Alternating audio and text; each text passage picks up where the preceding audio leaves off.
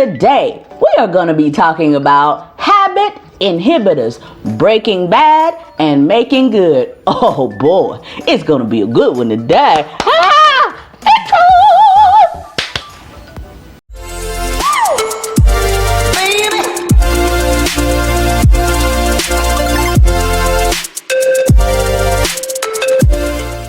Hi guys, hey. And thank you for coming back to visit us at Ask Shauni and Mondi. I'm Shauni. And I'm Mondi. And we are the owners of urbanwellbred.com. Today, we are going to be talking about habit inhibitors, breaking bad, making good. Ooh, I like the sound of that. So habits, right?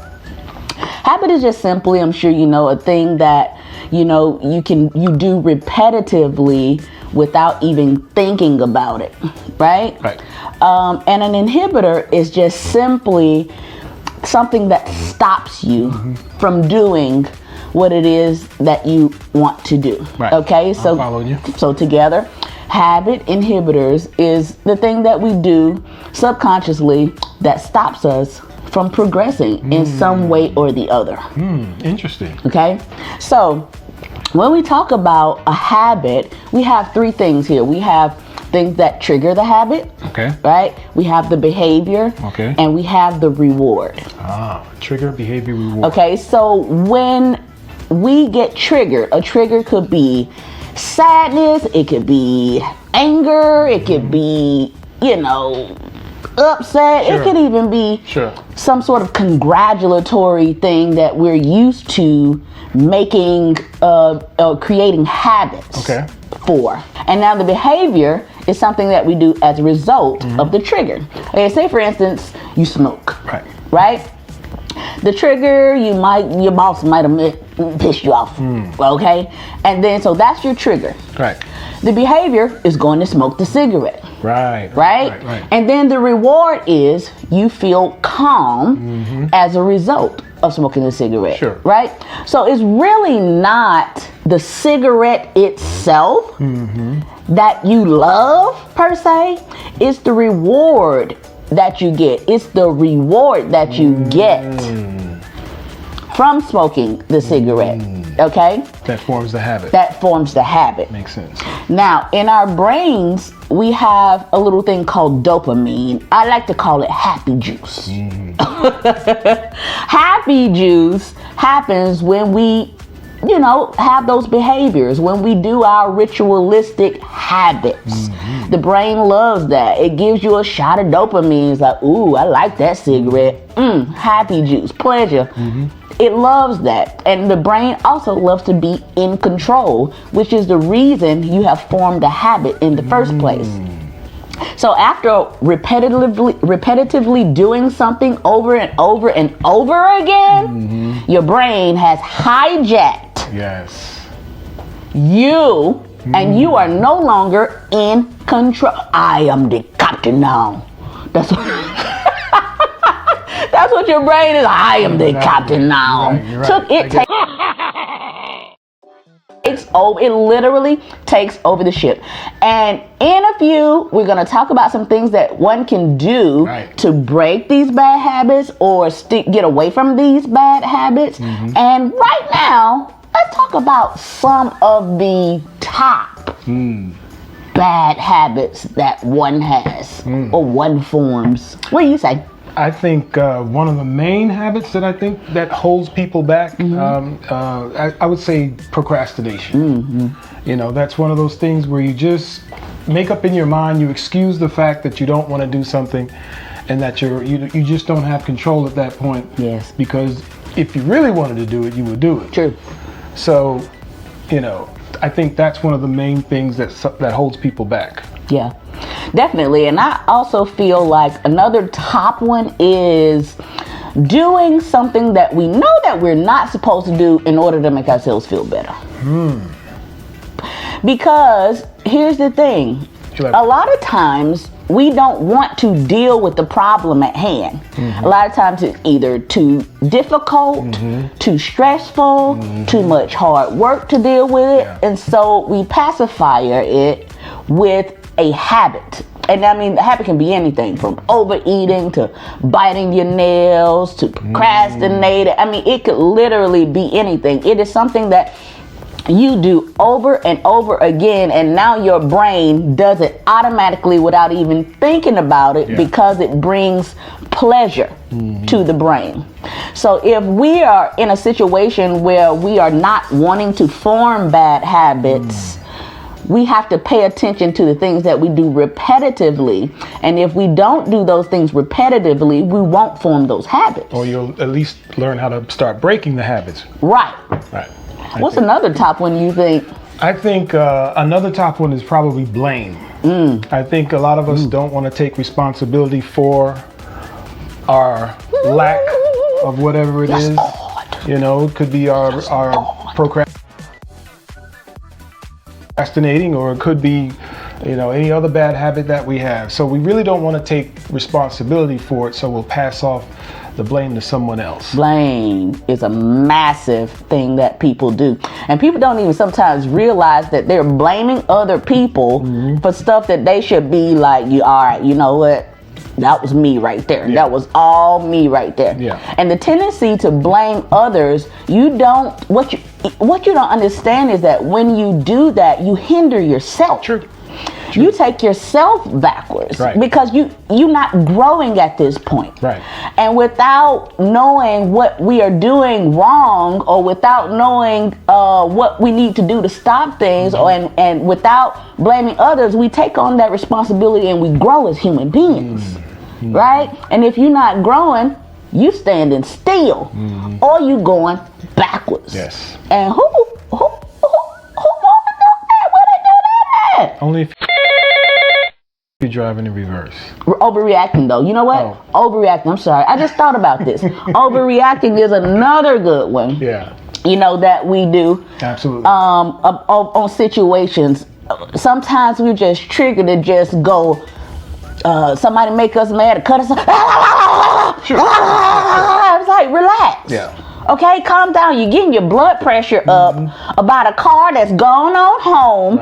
They don't know you. They don't care nothing about you. Now your blood pressure is up. You know, about some foolishness. I agree. Overreacting is really one of those things. It's a habit.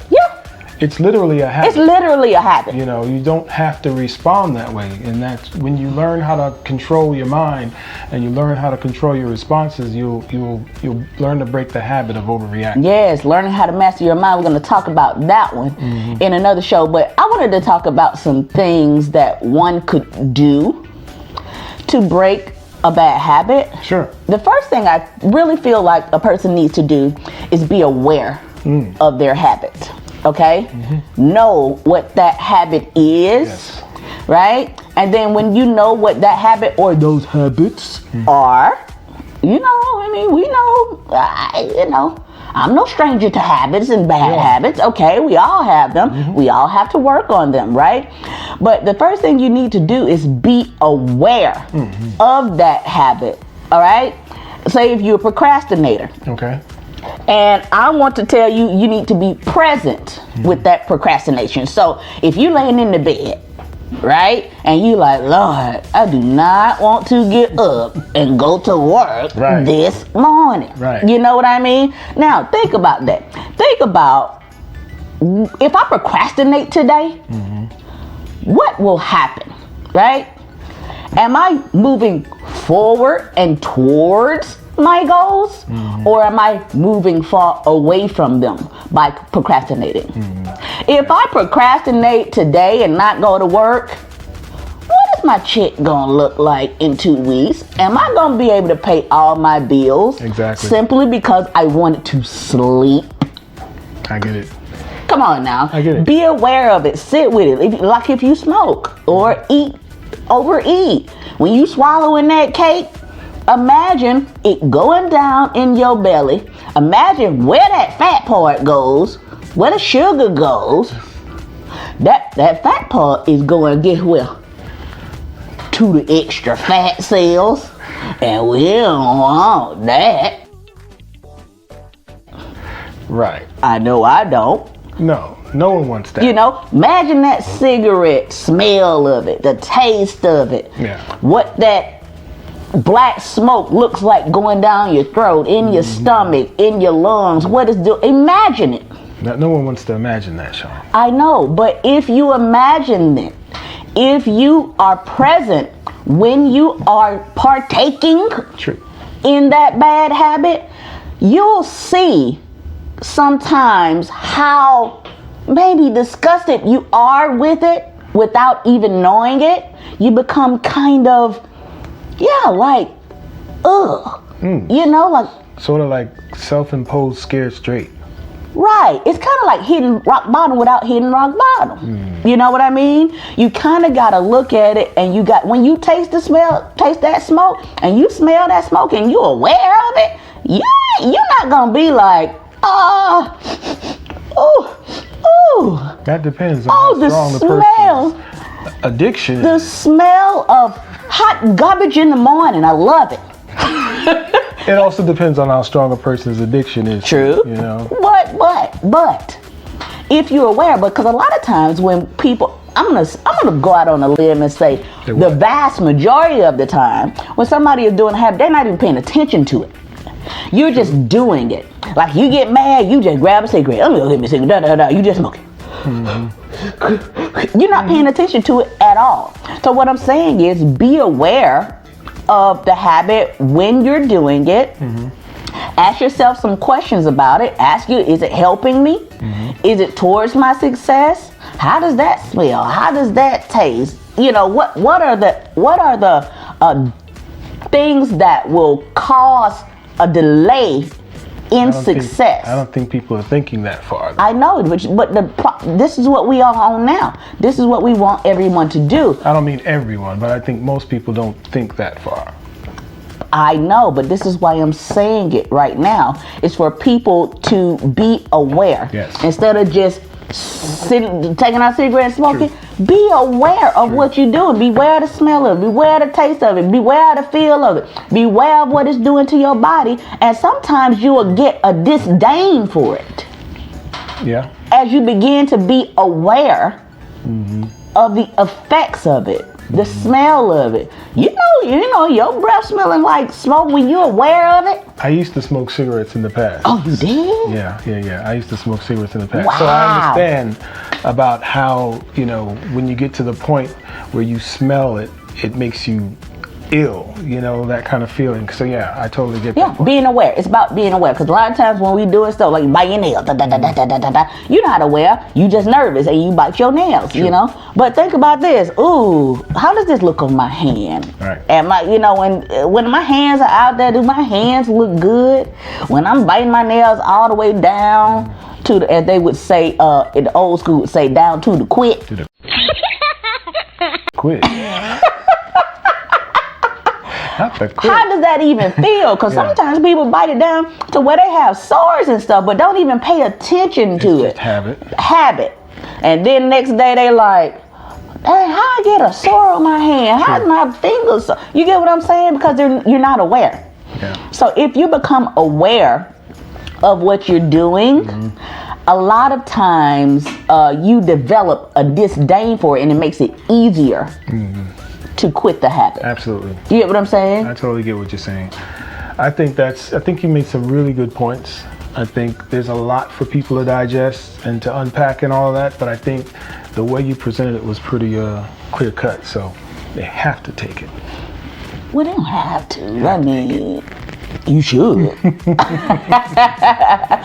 real quick though, another thing that to help you break a habit is if you, after you have weighed the options and maybe you still want to smoke or whatever, and then you develop that disdain for it, and you're just like, you know what, I want to be done with this. I'm through this.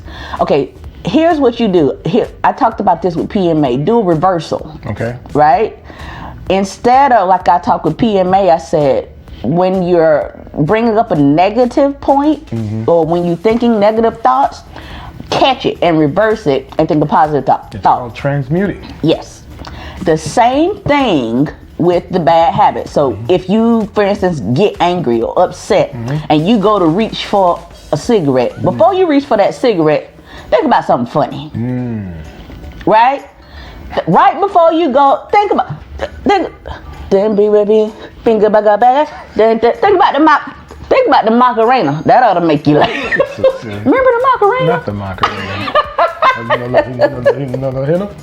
Right. Yeah. So think of something funny, right? It seems trivial. Yeah. It seems like, really, what is that gonna do? Sure. But what happens is, even if you go on and continue to do the habit right after that, what you're doing is transforming your brain, which is the thing that helped you form the habit in the first place. Okay. Right? You're transforming your brain, and little by little, you are replacing the habit. You're kind of slowly backing one out and kind of replacing it, and before you know it, you'll be, when you angry, you might be thinking about something crazy like the Macarena, and you won't even reach for a cigarette. You gotta feed the subconscious mind what it needs in order to fight. Absolutely. Because the subconscious mind is just gonna take in anything you give it. Take over. No matter if it's good, bad, whatever it is. Absolutely. It'll absorb it. So just, if you transmute it to the good, it will eventually take over. Absolutely. I think that's a great point. Great point. Thank you, guys. We're gonna call this one a day right here. We got a good one coming up for you.